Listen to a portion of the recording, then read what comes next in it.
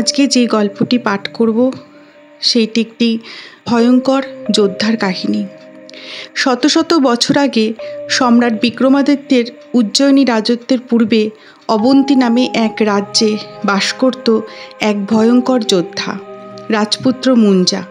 সে ছিল নিঃসন্দেহে সাহসী, ভয়হীন এবং যুদ্ধক্ষেত্রে অপরাজয়। তবে মানুষ তাকে শ্রদ্ধা করত কম, ভয় পেত বেশি, কারণ তার মধ্যে ছিল এক অন্ধকার শক্তির প্রতি তীব্র লোভ। মুঞ্জার একমাত্র লক্ষ্য ছিল মৃত্যুকে জয় করা।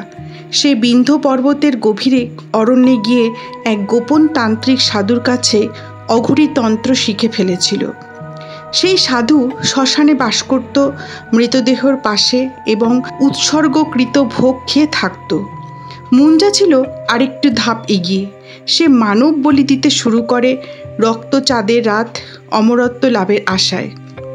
এক রাতে চন্দ্রগ্রহণের সময় সে চেষ্টা করে ভৈরব বেতাল আত্মাকে বন্দি করে মৃত্যুর উপর চিরস্থায়ী কর্তৃত্ব পাওয়ার জন্য, কিন্তু সেই নিষিদ্ধ তন্ত্র সাধনায় ব্যর্থ হয়।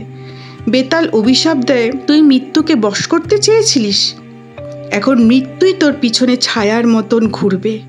তুই বাঁচবি না, মরবিও না, চিরকাল অর্ধমৃত হয়ে এই পৃথিবীর অন্ধকারে ঘুরে বেড়াবি। সেই রাত থেকে মুঞ্জা এক অশরীর অমানবিক অস্তিত্বে পরিণত হয়। তার দেহ লুকিয়ে থাকে শিপ্রা নদীর তীরে এক পুরনো বটগাছের শেকড়ের নিচে, কিন্তু তার আত্মা ঘুরে বেড়ায় অরণ্য, শ্মশান এবং পরিত্যক্ত রাজবাড়িতে। লোকেরা বলে সেই গাছের পাশ দিয়ে গেলে যুদ্ধের ঢাক আর মুঞ্জার ফিসফিসে কণ্ঠস্বর শোনা যায়, আমার সাথে যুদ্ধ করো, নতুবা তোমার আত্মা দাও। সম্রাট বিক্রমাদিত্য যখন বেতালকে বন্দি করতে গিয়ে সেই অরণ্যের ভিতর দিয়ে যাচ্ছিল, তখন বেতাল হেসে বলেছিল, সাবধান রাজন, সব ভূত পূর্ণ কাজ দেখে পালায় না। কেউ কেউ যেমন মুঞ্জা ধর্ম থেকেই জন্ম নিয়ে অহংকারে পুড়ে অন্ধকারে বিলীন হয়। মুঞ্জা কে ছিল? লোককথায় মুঞ্জা এক অভিশপ্ত আত্মা।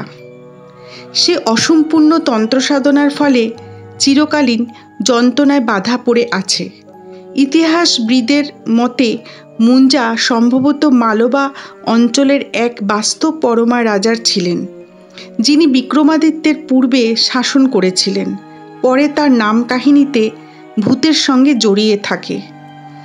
কালের প্রভাবে মুঞ্জা নামটি অভিশপ্ত স্থান, তান্ত্রিক শক্তি আর পিশাচ সুলভ আত্মার প্রতীক হয়ে যায়। আজ এই বলেই গল্পটি শেষ করলাম।